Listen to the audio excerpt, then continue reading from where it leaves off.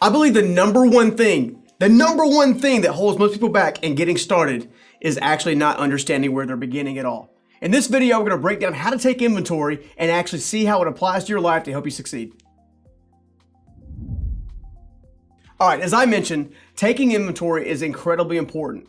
Taking inventory is something that most of us don't do. Now, I actually learned this particular principle specifically from Daymond John, and Daymond John learned it from his mom.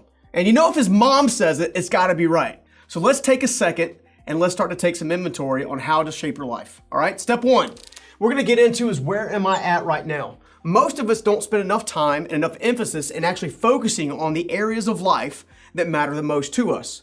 Now, while I totally agree in focusing on specific areas of your life, it's more important to go ahead and do a holistic approach and look at all 8 areas of your life. Now, if you don't know the 8 areas I've spoken of, I want you to take the time to watch another video called The 8 Pillars of Life where we break that down in detail. But for the time being, consider your professional career, your relationships, your finances, your personal growth, your spiritual life. All of these different areas require focused intensity and focused attention. So I want to know, and you want to know, where am I at today? Where am I at today? Think about it this way. If you're going to build a machine, right? The ultimate driving force, right? The ultimate choo-choo train of life, so to speak. The ultimate locomotive that's never stoppable, right? The unstoppable approach. Then this taking inventory is going to be one of the first cogs you're going to do, okay? Meanwhile, as we're doing that, we want to go ahead and go into the next area. For this example, we're going to start with the things that drive us nuts, all right? So I want you to list out what frustrates you right now. What types of things are frustrating you with your finances? What types of things are frustrating you with your romance? What types of things are frustrating you with your personal development? And so on and so forth. By identifying the things that frustrate you, you're beginning to get clearer on some of the things that need your improvement, which gives us another cog in the wheel, if you will. Okay? Next one, we're going to start with what overwhelms you. What are the things that drive you nuts? I mean, in the sense that every time you think of it, every time it's happening, every time it's like coming out of your brain, so to speak, you get the sense of anxiety and the fear, and that's an overwhelming feeling. All right, so let's list out the types of things that are actually overwhelming you right now in those 8 areas I mentioned before. All right, now as we do that, we're going to also get into what excites us. Like, what types of things drive passion? What types of things drive purpose? What types of things drive uniqueness? What types of things excite you? Is it hanging out with quality people? Is it a great book? Is it teaching a course? What types of things bring the most joy? I want you to list those things out. Each of these, consider 1 to 5 items for each one of these, okay? Now, we're going to get another cog in the wheel. What keeps you up at night? What keeps you up at night? Ironically, this one's probably the easiest one to answer for a lot of people. Why? Because it's keeping you up at night. For a lot of folks, it's the financial burden of trying to provide for a family, but maybe not having the resources to do so. It may be the fact that maybe you just had a sincerely difficult breakup, and all you desperately want to do is be in a relationship with someone who cares as much about you as you care about them. But these types of things are important. They're going to give us more awareness as we're kind of going through this. Remember, the trick to getting truly self-confident is becoming truly self-aware. Again, the trick to becoming truly self-confident is becoming truly self-aware. This is why we're going through this example. All right, that's another cog in the wheel. As we kind of go around, we're going to do the other cog in the wheel, okay? What types of things kind of break your heart? That may seem like an odd question at first until you understand that a lot of your passions and your purposes are actually hidden in there.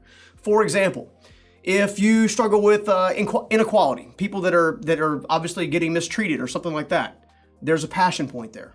Maybe it's with the hunger of the world. Here's what I mean by that. Does it bother you when people don't have enough to eat? Okay? These types of things bring more awareness to who you are and what you're really created to do. So as we look at the things that break your heart, what are the types of things like that?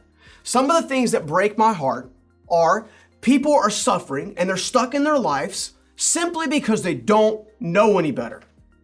That's it. Steve Mark told me a long time ago, my first mentor, the only difference between somebody who's rich in every area of their life and poor in every area of their life is the way they think. What piece of information do you need? What piece of information will make all the difference? That's where this question comes into play, okay? Now, what's driving you currently? What's driving you? Now, this would be a good time for me to tell you about a resource that I've got at journeyprinciples.com/resources, and we'll also link it in the description below. which is a free ebook called Understanding What Drives You. Inside of that will be a tool to help you understand many of the things that are currently driving you, okay? That being said, I want to talk about 4 specific types of needs that tend to drive most of our behaviors. And the first one is the need to be seen. If you grew up in an environment like I did, where it was very difficult to kind of be out front or be seen or be kind of affirmed in that scenario, then you probably have a unique desire to be seen. The problem is if you're striving to be seen in an ineffective way or a harmful way, then you are probably doing the self-sabotage approach, all right? The next one is the need to feel heard. A lot of people who grew up in a suffocating environment where somebody else is very controlling and even manipulative in some cases, have things that they want to share, expressions they want to have, ideas they want to have, visions they want to share, but it was suppressed. Do you have a need to be heard? Next one, do you have a need to be valued? Does your current professional environment or even your household or your friends and family, do all of these areas allow you to feel like you have a sense of value to them? Do you believe that you actually have some level of significance? Do you have a level of meaning?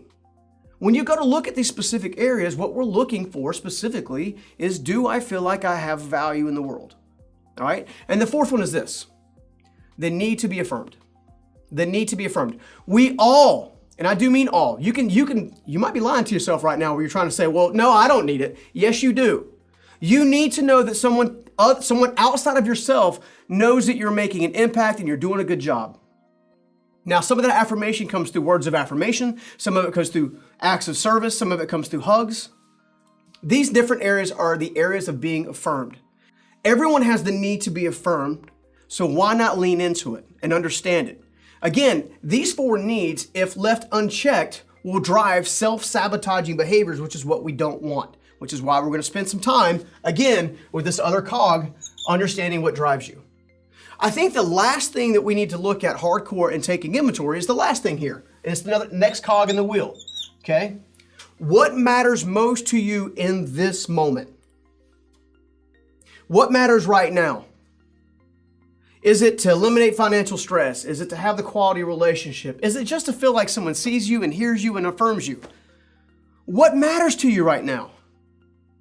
The reason we want to ask that question is because here we get direction.